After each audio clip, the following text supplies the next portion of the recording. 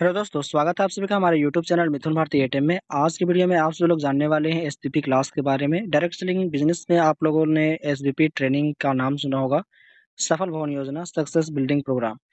तो पिछले वीडियो में आपने देखा कि लिस्ट किसे कहते हैं, लिस्ट के कितने प्रकार होते हैं, लिस्ट कैसे बनाएं और भी बहुत कुछ चीजें आपने जाना। जो भवन के 4 पिलर का तीसरा पिलर था लिस्ट, और अभी चौथा पिलर के बारे में बात करेंगे, वो है कार्य, जिसे वर्क बोलते हैं। तो इस ट्रेनिंग में एसबीपी क्लास में आज हम लोग भवन के चौथे पिलर के बारे में बात करने वाले हैं, यानी कि कार्य के बारे में बात करने वाले हैं। चलिए, कार्य किसे कहते हैं वो जान लेते हैं। कार्य किसे कहते हैं? उत्तर है, किसी भी वस्तु को एक स्थान से दूसरे स्थान तक ले जाने में जो हमारी शारीरिक एवं मानसिक ऊर्जा खत्म होती है, उसे कार्य कहते हैं। यानी कि किसी भी वस्तु को हम एक स्थान से यानी उठाते हैं, फिर दूसरे स्थान तक ले जाते हैं, तो उसको उठाने में जो हमें दिमाग का इस्तेमाल करना पड़ता है, जो हम अपने शरीर का इस्तेमाल करते हैं, तो जो भी हमें थोड़ा-सा भी ऊर्जा या फिर जो भी हमारा शक्ति खत्म होता है, उसी को बोलते हैं कार्य। किसी भी वस्तु को एक स्थान से दूसरे स्थान तक ले जाने में जो हमारी शारीरिक एवं मानसिक ऊर्जा खत्म होती है, उसे ही बोलते हैं कार्य। जैसे कि आप सभी लोग पता होगा कि हम किसी कुर्सी को उठाते हैं, एक जगह से दूसरी जगह रखते हैं, तो हमारे शारीरिक दिमाग का भी इस्तेमाल होता है, शरीर का भी इस्तेमाल होता है, उसी को बोलते हैं कार्य। कार्य जो होता है, दूसरा क्वेश्चन है, कार्य कितने प्रकार का होता है? तो उत्तर है 2 प्रकार का। कार्य जो होता है, काम जो होता है, वो 2 प्रकार का होता है। एक होता है प्रोफेशनल कार्य, दूसरा होता है नॉन प्रोफेशनल कार्य। तो सबसे पहले जानेंगे प्रोफेशनल कार्य किसे कहते हैं। प्रोफेशनल कार्य का परिभाषा है, जिस किसी भी खेल या कार्य में नियम और शर्तें लागू होती है तथा 5 प्रकार का प्रॉफिट होता है, जैसे कि नाम होता है, सम्मान होता है, इज्जत, दौलत, शोहरत, ये सभी चीजें होती है, उसको प्रोफेशनल कार्य कहते हैं। और आप जिस डायरेक्ट सेलिंग बिजनेस में काम कर रहे हैं, वहाँ भी एक काम कर रहे हैं, लेकिन वहाँ आप प्रोफेशनल काम कर रहे हैं। वहाँ भी आपका नाम होगा, इज्जत होगा, दौलत मिलेगा, या फिर शोहरत, या अपना नाम रोशन कर सकते हैं, अपना छाप छोड़ सकते हैं। तो ऐसा काम जिसमें 5 प्रकार का प्रॉफिट होता है, उसे प्रोफेशनल कार्य कहते हैं। जैसे कि फुटबॉल में काम करेंगे तो आपको नाम होगा, इज्जत होगा, दौलत मिलेगा, शोहरत मिलेगा। उसी प्रकार के से क्रिकेट में भी इसी प्रकार से प्रोफेशनल तरीके से काम करना है और अपना नाम, सम्मान, इज्जत, दौलत, शोहरत कमाना है। तो प्रोफेशनल कार्य इसे कहते हैं। दूसरा में है नॉन प्रोफेशनल कार्य। नॉन प्रोफेशनल कार्य किसे कहते हैं? जिस किसी भी खेल या कार्य में नियम और शर्तें लागू नहीं होती है तथा 5 प्रकार का प्रॉफिट नहीं होता है, उसे नॉन प्रोफेशनल कार्य कहते हैं। जैसे कि कंचे खेलना, या फिर गटर जिसको बोलते हैं।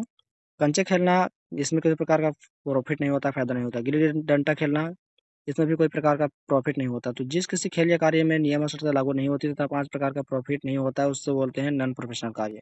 तीसरा क्वेश्चन है, वो है हमारा योजना, सफल भवन योजना। हमने सफल पे भी बात किया शुरू में, एसबीपी सफल, या फिर और भी बहुत कुछ हमने शुरुआती पार्ट में हमने जाना। अभी दूसरा पार्ट में आपने जाना जो नियम और शर्तें होती है उसका, और फिर तीसरा पार्ट में आपने पिछले वीडियो में देखा होगा कि लिस्ट किसे कहते हैं, लिस्ट के कितने प्रकार होते हैं, लिस्ट कैसे बनाएं, और चौथा आपका कार्य आता था भवन के प्रकार में।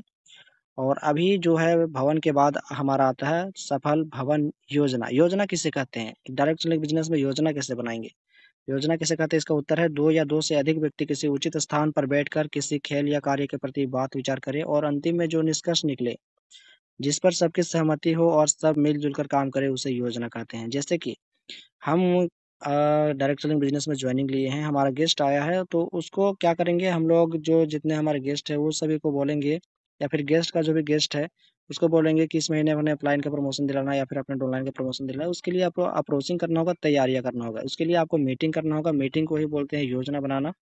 या फिर बात विचार जो भी करेंगे रात के समय में किसी एक अच्छा जगह में, जहाँ पर शांति का माहौल हो, किसी प्रकार का शोर शराबा नहीं होता, तो ऐसी जगह को, जब ऐसी जगह में बैठकर जब किसी खेल या काम के प्रति बात विचार करें और अंतिम में जो निष्कर्ष निकले, जिस पर सब सब बोले कि हाँ, ये इसको प्रमोशन दिलाना चाहिए, इसको प्रमोशन दिलाना चाहिए, तो ऐसे बात को जब सब मिलकर करते हैं, ऐसे काम को सब मिलकर करते हैं, उसी को बोलते हैं योजना। जैसे प्रमोशन को लेकर आपके डायरेक्ट सेलिंग बिजनेस में आपके प्रमोशन, अगले लेवल के लिए प्रमोशन के लिए आपके अपलाइन या फिर सीनियर अपलाइन आपके प्रमोशन के लिए योजना बनाते होंगे, तब जाकर आपको प्रमोशन होता होगा। आपके डाउनलाइन का प्रमोशन तब आज जाके आप करवाते होंगे, योजना बनाते होंगे तभी। तो योजना का परिभाषा यही है कि 2 या 2 से अधिक व्यक्ति किसी उचित स्थान पर बैठकर किसी खेल या कार्य के प्रति बात विचार करें और अंतिम में जो निष्कर्ष निकले, जिस पर सबकी सहमति हो और सब मिलजुल कर काम करें, उसे योजना कहते हैं, जैसे प्रमोशन के लिए।